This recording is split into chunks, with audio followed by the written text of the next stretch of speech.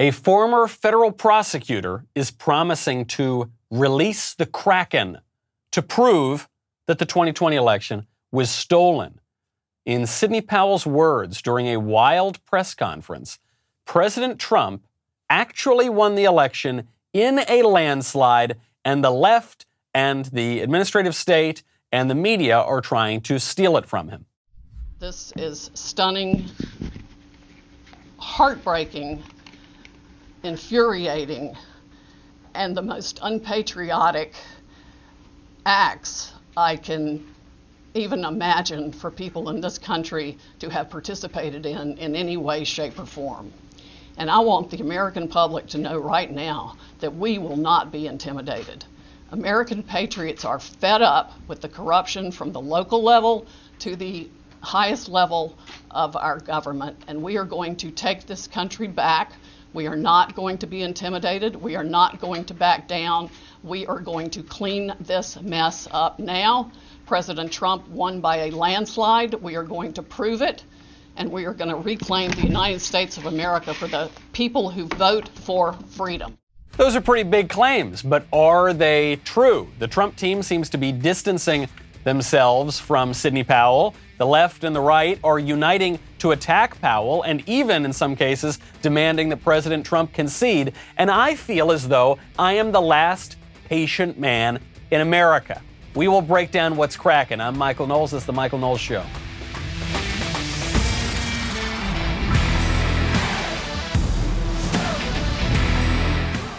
Sidney Powell will release the Kraken. I will release all of the puns. I am going to use puns of Kraken in as many show titles as I possibly can. And I also am going to take this seriously. I think a lot of people are just rushing right now to attack the Trump legal team or to attack Trump, not just the left, but also Republicans too, as though we didn't have a legal process that is going to play out. Now, of course, as part of that legal process, we are going to have to see some evidence, and time is ticking for that evidence, which is why, if you want to check the time, you've got to get yourself a movement watch. We all know that 2020 is not playing by any of the usual rules. The same goes for holiday shopping as well. Between shipping delays, between the mess and stress of in-store shopping experiences, there are not many great options. But our friends over at Movement Watches have made gift giving easy. Movement makes clean and modern watches, blue light glasses, and accessories. They get great quality and style, and you do not need to break the bank to get it. So last year for Christmas, I got my father a few gifts, and I got him a Movement watch. Now, I get a discount on Movement watches since they're a sponsor of the show, and they're so reasonably priced that actually it wasn't like the most expensive thing I got him. By far his favorite gift that I have gotten him in years, probably. Feels like a $400 to $500 watch, but you won't pay that price. You can get them for a fraction of that price, actually. They're designed in-house in Los Angeles. Check out Movement's biggest sale of the year with fast free shipping and free returns by going to mvmt.com/Knowles. My favorite comment, by the way, from the show on Thursdays from Vinnie Durham, who says, Jeffrey Epstein didn't kill himself, but he did vote for Joe Biden. That is almost certainly true, right? I'm not saying Jeffrey Epstein voted, but if he voted, the guy definitely voted for Joe Biden. Now, that is one aspect of voter fraud that you've seen historically in the United States, which is that nefarious political actors will fill in ballots for dead people. And, you see this happen in every election, almost to some degree. So the question is, does it happen enough to throw an election? That's not, though, quite what Sidney Powell is alleging here. There was a fairly long press conference on Friday with the Trump legal team, Rudy Giuliani, our friend Jenna Ellis, and Sidney Powell, who was there. They were all alleging sort of different things and different aspects of the irregularities that took place. Sidney Powell is gone the furthest. She's saying that there is a conspiracy. The thing about conspiracy theories is sometimes there actually is a conspiracy. Very often there are not, but sometimes there are. And she says she's going to release the Kraken. For those who don't know, the Kraken is a giant Scandinavian octopus. It's a mythical beast that comes out and rips sailors down to their watery deaths. And so she's saying, yes, I'm going to release this giant monster and show you that there's this giant tentacled thing that is all around our government. So what are the specific claims made in the press conference? The conference began with Rudy Giuliani, and everyone's attacking Rudy because he's kind of an eccentric character, and it looked like his hair dye was running down his face a little bit. But I have to tell you, I get such a kick out of Rudy Giuliani. I absolutely cannot attack the guy. One thing that people kept hitting him for is because he made a reference to one of the greatest movies of all time, My Cousin Vinny. Did you all watch My Cousin Vinny? You know the movie? It's one of my favorite law movies because he comes from Brooklyn. And when the nice lady who said she saw, and then he says to her, how many fingers do I got up? And she says, 3. Well, she was too far away to see it was only 2. These people were further away than my cousin Vinny was from the witness. So Rudy Giuliani is describing why the poll watchers Republican poll watchers were not permitted into the election centers in a number of places around the country, notably in Philadelphia, even after there was a court order saying, hey, you crooks, you got to let the Republican poll watchers in many places still wasn't happening. And even where Republican poll watchers were permitted in, often it was the case that the poll watchers had to stand not just 6 feet away, 20 feet away, 50 feet away from where the votes are being counted. And so Rudy's using this example from My Cousin Vinny, saying you can't see that closely. That is an evocative example. It's not, they say, why is Rudy talking about My Cousin Vinny? Well, because he's giving a news conference and he wants to get people's attention. That's a good way to do it. Another great moment during the press conference, again, has not terribly much to do with the specific allegations themselves, but I loved it nonetheless, is where Rudy taught the American public a word of Italian-American slang, which is stunad. You knew, if you lived in Philadelphia, unless you're stunad, that's an Italian expression for stupid, unless you're stupid, you knew that a lot of people were coming over from Camden to vote. They do every year. Happens all the time in Philly. It's about as frequent as getting beaten up at a Philadelphia Eagle football game. Happens all the time. All the time.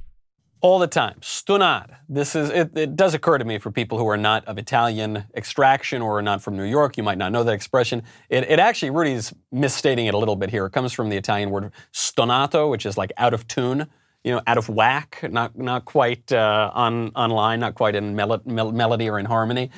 So sure, stupid. People are knocking Rudy for this. This is classic Rudy. This is why you hire Rudy Giuliani. He is not making an argument before a judge right now. Some critics are saying maybe they should focus all their efforts just on making arguments before a judge. But this is a press conference. This is designed to entertain you and to grab your attention and thereby to give you the facts. Donald Trump does this very well. He makes a big show and he gets everybody's attention, and then people are paying attention to what he is telling them. That is what Rudy Giuliani is doing here. I find it charming and I really enjoyed it. Then there was just one other moment that I thought it was perfect. I mean, you can see how Rudy and Trump have been friends for decades now. He's asked questions by the press, and he takes some questions, he doesn't take other questions.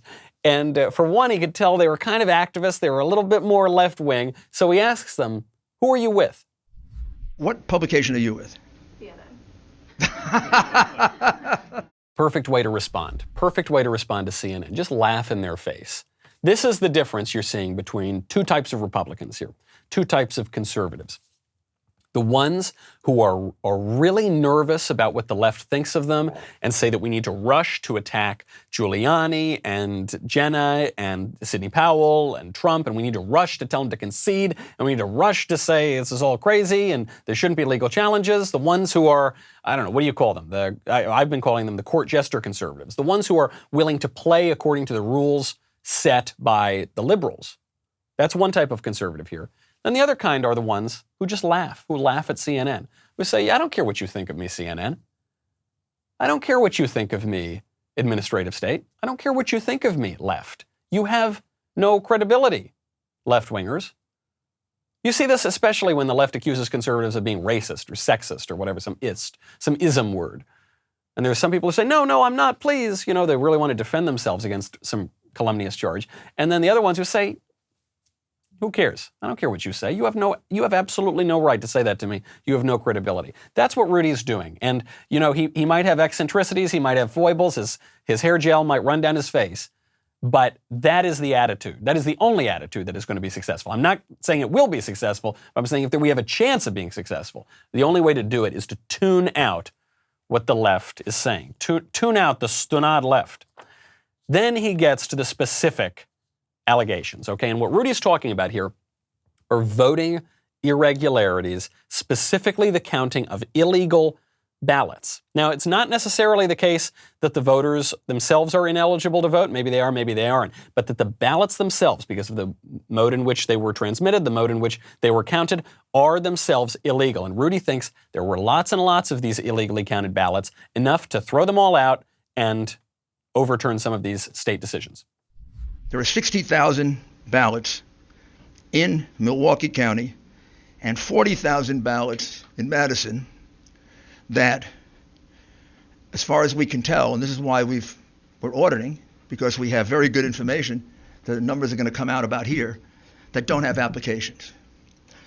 Under the law of the state of Wisconsin, already decided, if there's no application for an absentee ballot, the absentee ballot is thrown away. This all happened in two places in Wisconsin. Didn't happen in northern Wisconsin. Didn't happen in Republican Wisconsin. Didn't happen in neutral Wisconsin, where there are an equal number of Republicans and Democrats. It happened in a place where the vote was 75, 80% for the Democrat.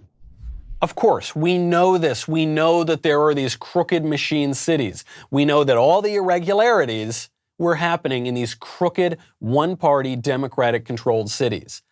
Is it enough to throw the election? Who knows? That's why there's a legal process playing out.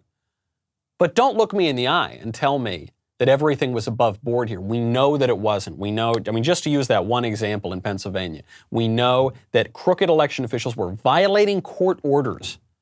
For what purpose? Because everything was above board? I don't think so. We know that there were shenanigans that went on, and Rudy is making an aggressive case that because of those shenanigans, you got to throw out those ballots. And if you throw out those ballots, maybe you can flip the states. If you flip the states, maybe you can flip the election. Very important to focus on ballot security. That's what Rudy's talking about. It's going to be a little bit different than what Sidney Powell's talking about. But what Rudy's talking about is the security of the ballot box itself. And you should also think about the security of your identity. This holiday season, you could miss certain identity threats by just monitoring your credit and bank statements. That's why you got to get a LifeLock. LifeLock is the leader in identity theft protection. LifeLock helps detect a wide range of identity threats, such as, maybe number one issue, your social security number for sale on the dark web. If LifeLock detects your information being used in their network, they will send you an alert.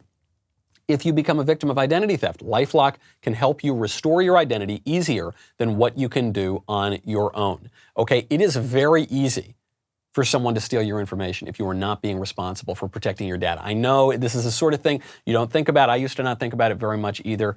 It is unbelievable how vulnerable we are when we go online, when we use our computers and our phones, to identity theft. Don't do it. No one can prevent all identity theft or monitor all transactions at all businesses, but LifeLock can help you feel warm and protected this holiday season. Save up to 25% off your first year at lifelock.com/Knowles. That is lifelock.com/Knowles, Knowles, for 25% off.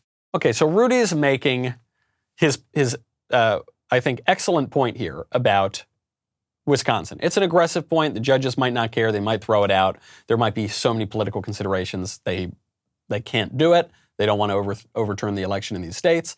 There might be not insufficient evidence. We don't know what Rudy has, but what he's describing is pretty significant.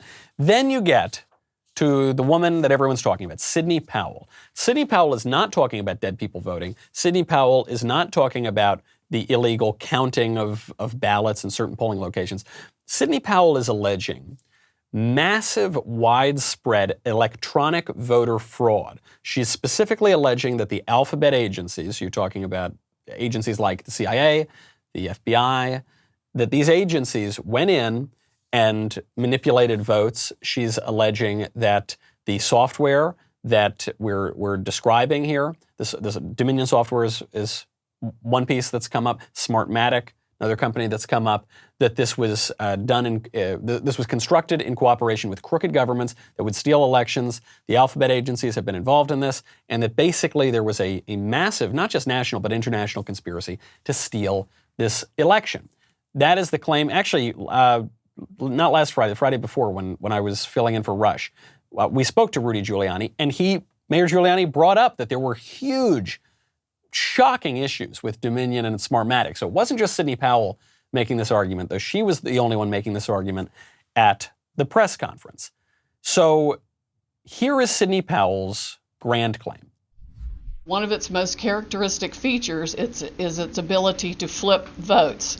It can set and run an algorithm that probably ran all over the country to take a certain percentage of votes from President Trump and flip them to President Biden, which we might never have uncovered had the votes for President Trump not been so overwhelming in so many of these states that it broke the algorithm that had been plugged into the system. And that's what caused them to have to shut down in the states they shut down in.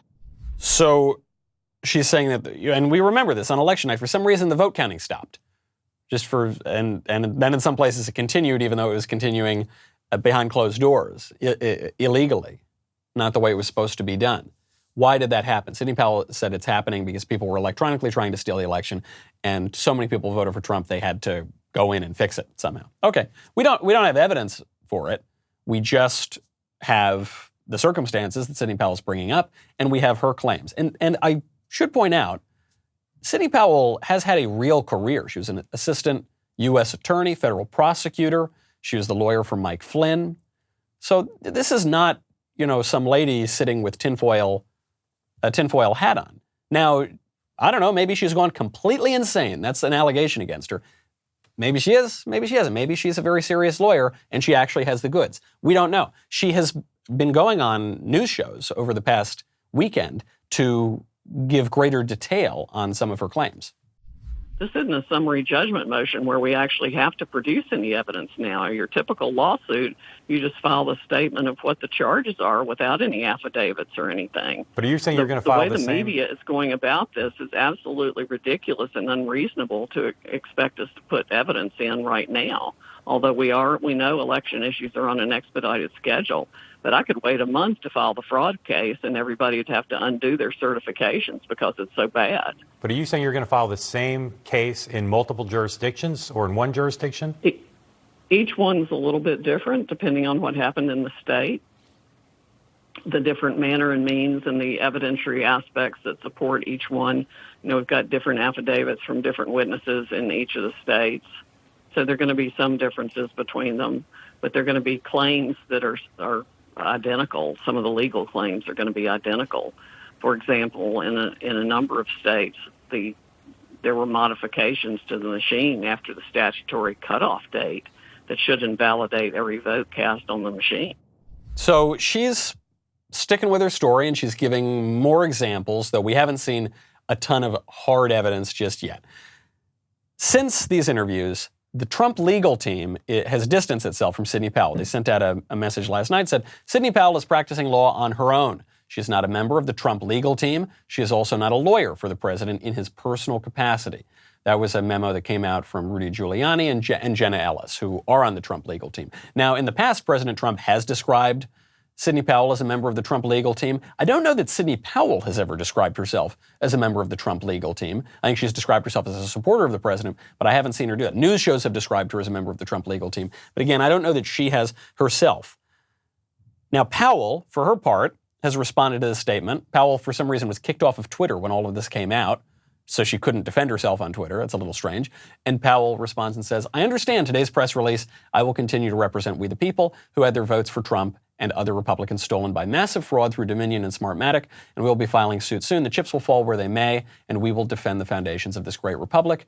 Hashtag Kraken on steroids. So Sidney Powell totally doubling down. And unless you think, by the way, that the Trump legal team is totally shocked by what Sidney Powell is saying, go back to the Rush Limbaugh show, not 3 days ago, not this past Friday, but the Friday before that, when I was filling in, Rudy Giuliani bringing up similar issues, maybe not with the same ferocity, maybe not with the same grandiosity, but he is bringing up the same issues with Dominion and Smartmatic.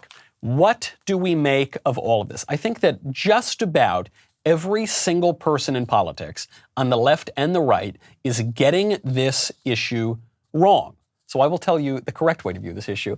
But first, we got to thank our friends over at Acre Gold. Here is something new. You know that the price of gold has been skyrocketing lately, right? And you know that it's difficult to buy gold because gold bars are expensive and we don't all have zillions of dollars lying around where we say, oh yes, honey, when you go pick up the milk today, could you get me a few bars of gold, please? Thank you. No, gold is expensive to invest in. Acre has figured this out. They have a tremendous new way to invest in gold. Acre lets you subscribe to gold bars for as little as $30 a month.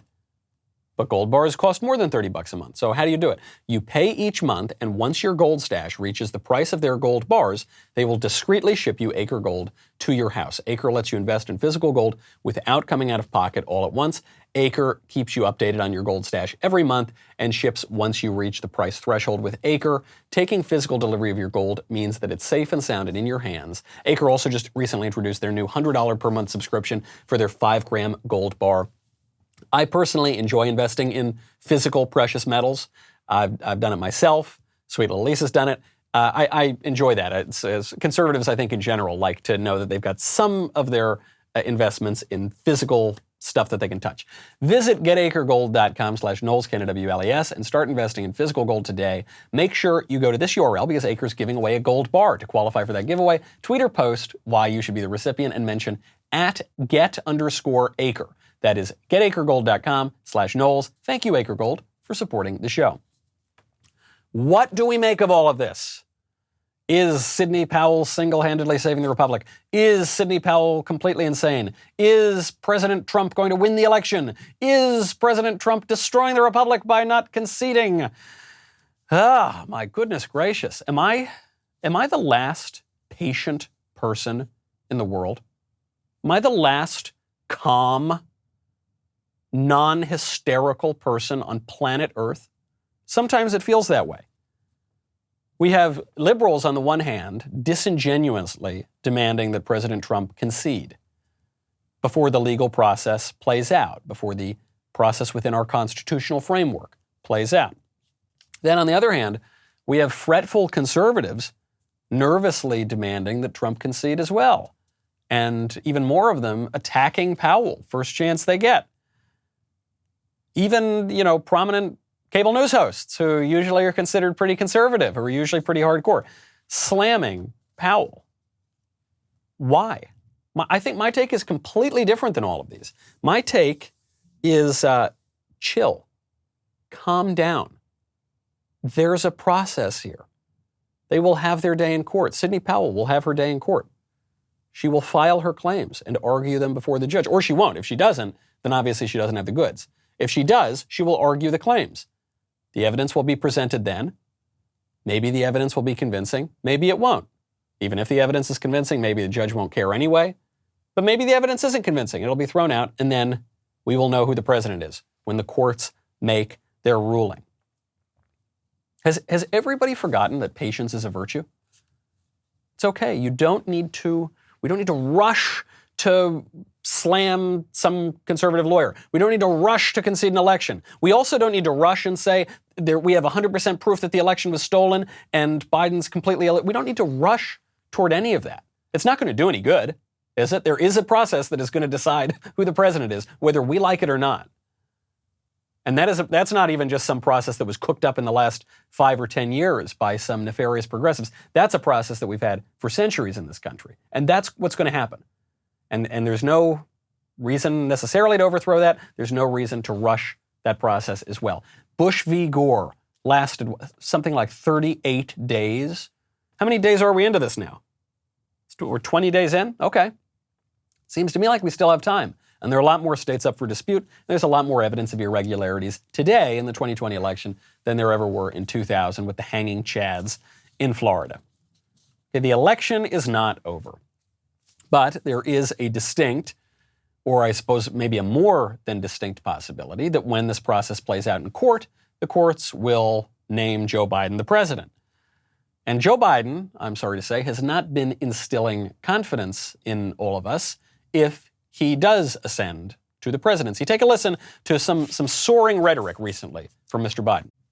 They talked about that in some detail. Thirdly, we discussed the need to help states with Title 32 funding for the National Guard. That's a fancy way of saying governors need to be able to get funding when they need to bring their National Guard into play. And National Guards are going to have to play this. It costs a lot of money.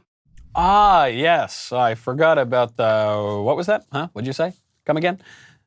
What the Biden team has been doing, what liberals have been doing, is they're blaming this on Joe Biden's childhood stutter.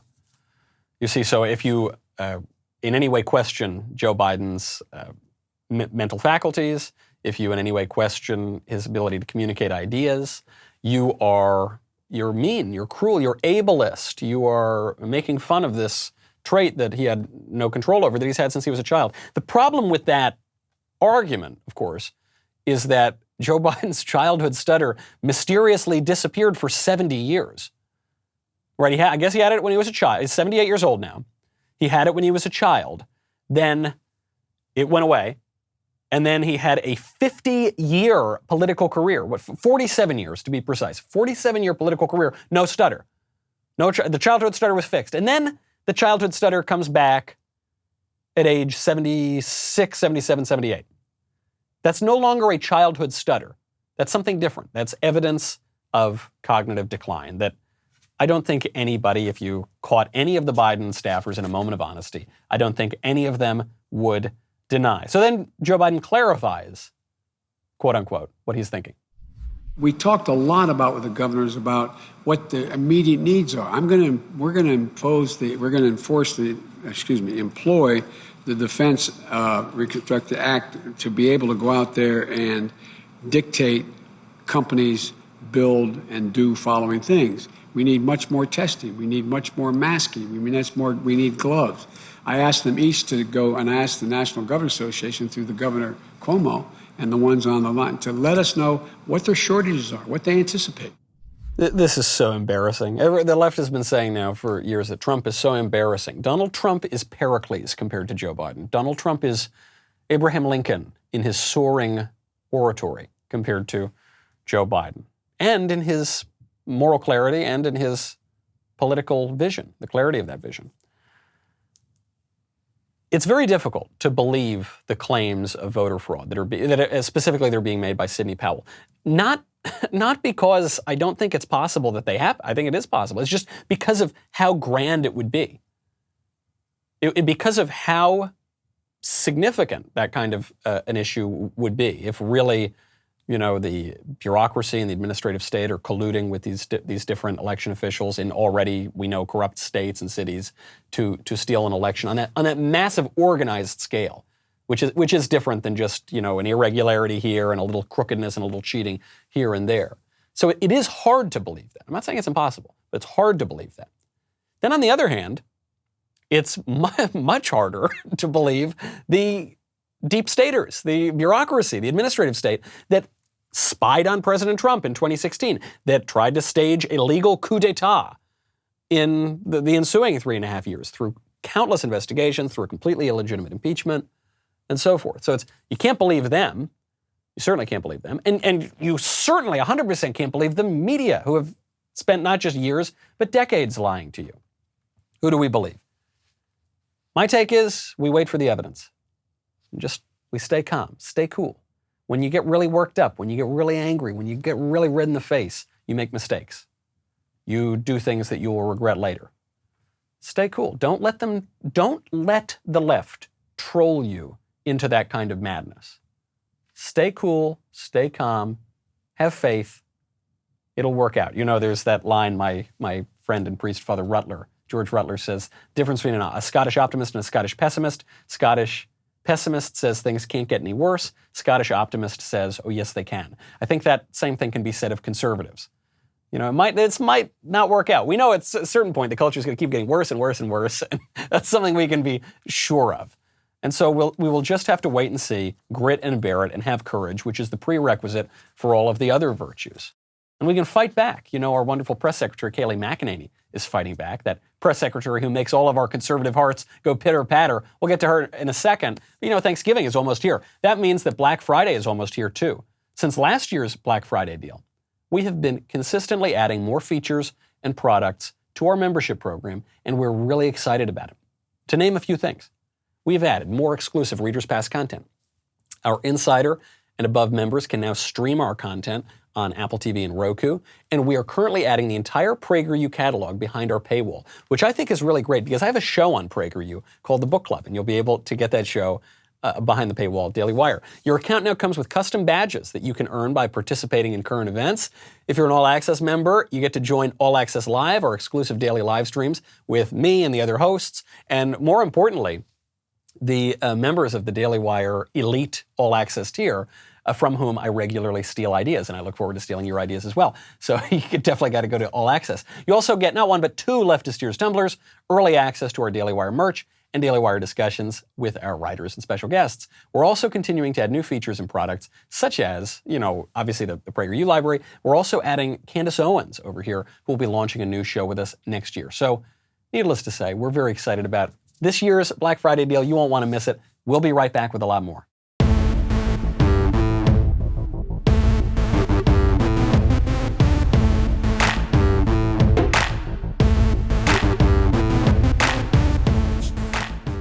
While we wait, while we try to figure out what happened in 2020, we don't need to just roll over. You know, we can push back where we can. Rudy Giuliani did that, and Kayleigh McEnany doing that as well.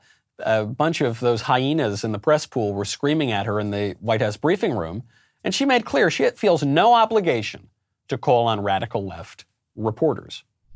Thank you, everyone, for the very good and substantive questions today.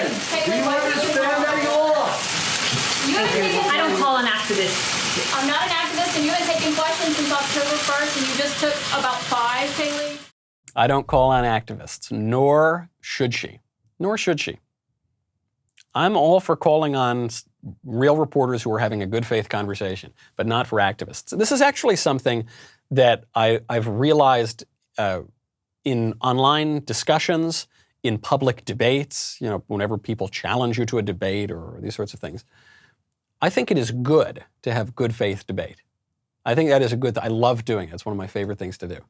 And I think it is not only pointless, but damaging and counterproductive to engage in bad faith debates. There are a number of leftist blue checks who all they want to do is make bad faith arguments. And then if you kind of poke some holes in those arguments and you try to take the discussion further to a deeper and more interesting place, they won't do it. Maybe because they're not capable of it, but certainly because they're not interested in that.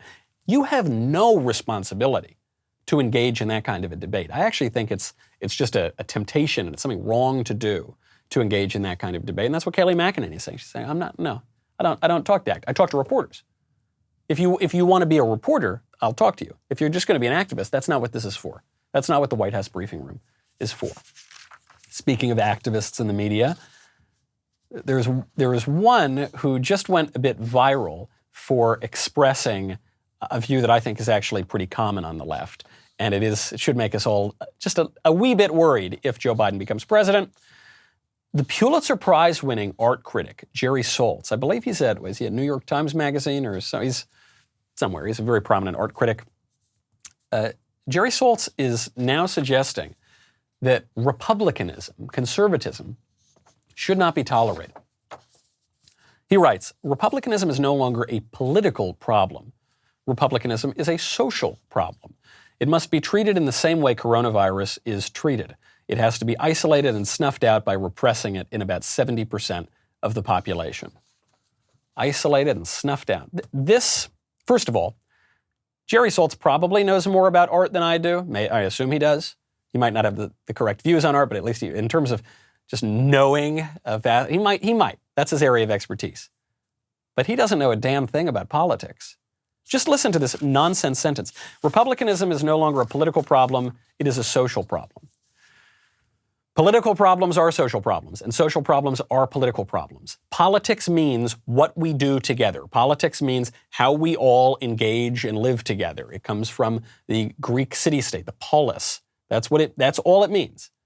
The left has tried to narrow the realm of politics. It's ironic. What the left has done is both make everything political. Your sneakers are political. The coffee you drink is political. Everything now is political. The shows you watch, the sports you watch are all political, except for politics. Then politics is no longer political. Areas that are open for public debate by citizens are now taken out of that political sphere.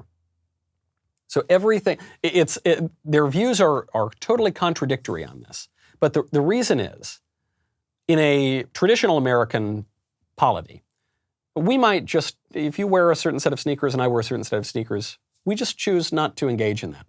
We think, okay, that's sort of beyond the realm of important political discussion. Yeah, it's public. Yeah, I guess it relates to how we are. But we're gonna focus on the issues that really matter. We're going to prioritize our issues.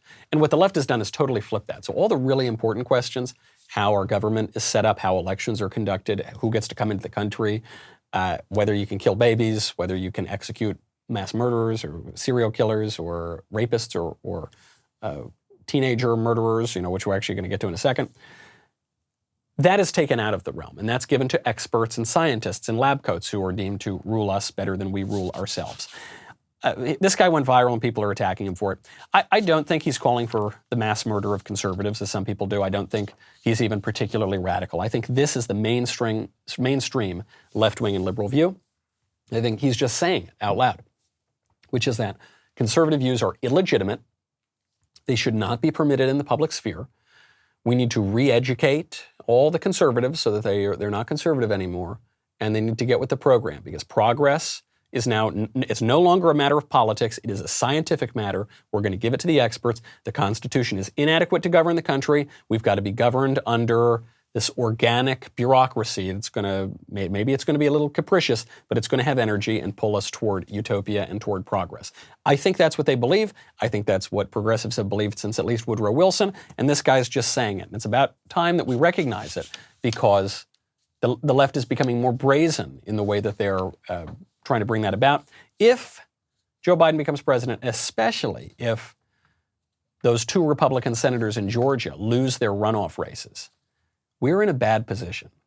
The Democrats have already told us they're going to get rid of the filibuster. They're going to add 2 new states, they've promised us, D.C. and Puerto Rico, which would fundamentally shift the balance of power in the country. It would destroy the Republican Party at the presidential level. It would destroy the Republican Party as a national governing party.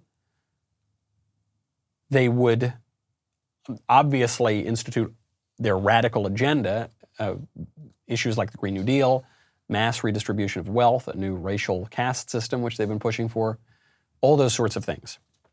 That is now a mainstream view. Now, there is some pushback.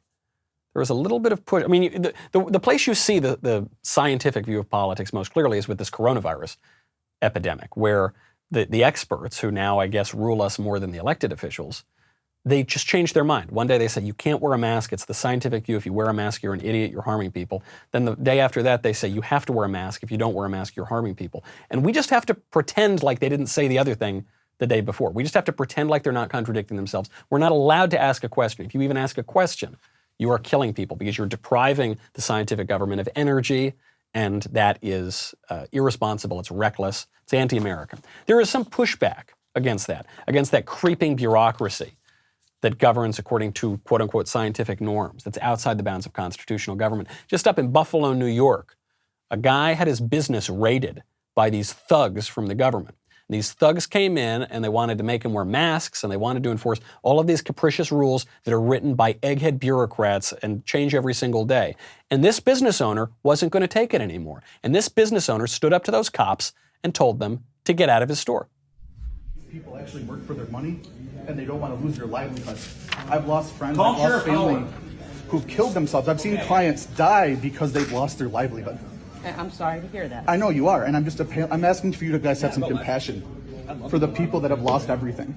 We do have compassion for people who Okay, well, you need to go everything. have compassion out in the parking lot. But this is private property. This is private property. This is private property. It's private property. Go get a warrant. Listen, man, this is private property. They're not wanted here. So do your jobs. Well, her job is... Well, no, your job is to remove people that are not wanted here. You have a permit. We're wanted here. They're not. She's hiding her name tag. She had I'm not. It's right here. It's marked here. You can see my name They're just tag. doing their job. There we go. You should all be wearing masks. How come I'm not none of you doing have anything masks wrong. on? Don't worry about my health. My health isn't your You're concern. meant to be wearing a mask. It's a government Okay, well, mandate. then write me up. It's the law. Okay, then take me to jail. It's not the law. Then take me to jail. Show me the law. Show me the law. Not holding up in any court anywhere. Show me the law. Well, I think we got to go, John. You have to leave. You guys have to leave. You guys need to leave. You have to leave. Right now, you're trespassing without a warrant. You need to Mass leave. civil disobedience starts now. I don't know why that one sheriff's deputy sounds like he's vaguely British or Canadian or something, but it's so fitting because you get this American, just great American man, and he's like, "Get out of my business! You people are violating the law." GTFO, basically, right? That's the subtext of everything he's saying. And then this ridiculous bureaucrat, this awful underminer of our legal order. He goes, "Oh, you're meant to be wearing a mask. You come on, you should be Where's the law? Show it's. Oh, you should wear a mask. Come on, it's no big deal. Well, if it's not a big deal, why are you invading my business? Doesn't this risk more lives by you coming in here? You could spread it. Who knows? It could be a super spreader event. No, it's just a flex of power. Well, you're meant to be wearing a mask. No, I'm not. I'm not meant to be wearing a mask. I'm a human being, and I'm meant to breathe fresh air, and I'm meant to be a social creature, and I'm meant to see other people and see smiles and communicate with people, because that is perhaps the defining feature of my humanity. So I'm not meant to be wearing a mask. These guys don't back down. And finally, because they can't produce a warrant, the cops, they got nothing, finally, they leave. You gotta go get a warrant. You don't get to violate the Constitution. It's just the code. It's not the law, it's the code that some bureaucrat wrote. Okay, So you have no legal remedies to that. You guys just start chanting at these just dunce cops. And, oh, okay, I'm supposed to leave. We're meant to leave then. Yeah. They're on the phone. Oh, yeah, I don't know why. The Americans won't let us come in and take away all of their rights and invade their businesses. Yeah, damn right. Damn right. The left is furious that they can't come up with new codes every single day, capricious new regulations, and enforce them willy-nilly. But then the left is furious when just laws are actually enforced. I'll give you an example. Just over the past few days, Orlando Hall was executed by the state. Orlando Hall, and people are very upset. I think he was a black man, so they're making a racial issue out of this as well. Obviously, it has nothing to do with his crime or the way he was convicted and the way that he was executed. But they're trying to make a racial issue out of it. Then they're trying to say the death penalty is illegitimate per se. Here's one writer from The Atlantic. There will never be a day when the death penalty is anything other than utterly cruel and barbaric. But this execution is made particularly horrific by the fact that Orlando Hall is the first person to be executed by a lame duck administration in over 100 years. No, he was executed by the criminal justice system, and a lame duck administration is another term for the administration. It's another term for the duly elected president and the man who's tasked with the responsibility to execute the laws, and when the law says so, to execute criminals. Ayanna Pressley, who is the Ringo Starr of the squad, says we must abolish the death penalty. Joe Biden, same thing, expresses his opposition to the death penalty. This is one area where conservatives sometimes go a little squishy and get it wrong. Probably because they're following their right lights, but they just get it a little off in the beginning. Who was this poor man who was executed by the state? Orlando Hall was convicted of kidnapping a 16-year-old Texas girl, then repeatedly raping her, then bludgeoning her on the head with a shovel, but not killing her. He buried her alive after he bludgeoned her with the shovel, and then because she didn't die, he doused her with gasoline and lit her on fire. That guy. That's the guy. That's the great cause that the left is taking up. They say, well, it's wrong for the state to kill a man. Why? Well, according to what standard? Christianity, the Bible explicitly defends, St. Paul explicitly defends capital punishment. The great doctors of the church explicitly defend capital punishment. St. Thomas Aquinas explicitly defends capital punishment. Well, the church, though, Catholics in particular, talk about this. Many popes not only defended the death penalty, they carried them out. Blessed Pope Pius IX carried out many death penalties in the Papal States. Justice is an important thing. Mercy is wonderful too, especially at a personal level. But justice must be carried out. The idea that you can give a man, 30 years or 50 years in prison, and that's totally fine, not morally questionable at all, but that by killing a man for the crime, letting a man stand up and hang, or stand up with a cigarette in front of a firing squad and take his just punishment, that is somehow unjust, immoral, it's morally incoherent to say that. Totally incoherent. The victims here have some claim to justice, and the state has a responsibility to exact justice. The left does pick very unpopular issues here. It's very bizarre. Obviously, their crazed opposition to the death penalty would be one example. But another example would be this Green New Deal. So AOC was holding, just to show you the popularity of the Green New Deal, $93 trillion program that would utterly upend American society and basically overturn the Constitution. AOC holds an event for the Green New Deal. She's there. She's in the background. These two activists show up, and they're so earnest, and they're so ready. Oh my gosh, you can hear the enthusiasm in everybody's voices. We're about to sing a song called We Are Standing for Our Futures. If you know the song, sing along. If you don't know it, listen, and then sing in when you figure it out. All right. We are standing for our futures. We are healing what is wrong. We are standing for our futures, and together we are strong. It's so sad. You see like two people in the background clapping. Even AOC can't really muster the energy to do it. We are standing for our futures, and together even like sort of everyone, middle-aged women who would usually be enthusiastic for this. I can't do it. We are standing for our future. Not the most creative lyric either. That might contribute to it. We are standing for our futures. We are healing what is wrong. No verse. They never get to a verse. Don't get to a bridge. And together, one more time. One more time, everybody. Please, any of you, can you sing along? Now AOC is trying to, end this, please. You're making my legislation look so sad. We are standing for our future. Is that going to be our future? Is the Green New Deal going to be our future? Is the administrative state going to be our future? Is ceding more and more control over to absolutely idiotic scientific eggheads going to be our future? Or are we going to take our future back? There's a process that's going to play out. We're going to have patience, and we're going to have to keep fighting. I'm Michael Knowles. This is The Michael Knowles Show.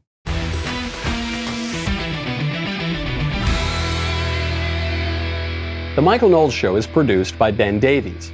Executive producer, Jeremy Boring. Our technical director is Austin Stevens. Supervising producers, Mathis Glover and Robert Sterling. Assistant director, Pavel Wadowski. Editor and associate producer, Danny D'Amico. Audio mixer, Robin Fenderson. Hair and makeup, Nika Geneva. And production assistant, Ryan Love. The Michael Knowles Show is a Daily Wire production. Copyright Daily Wire 2020.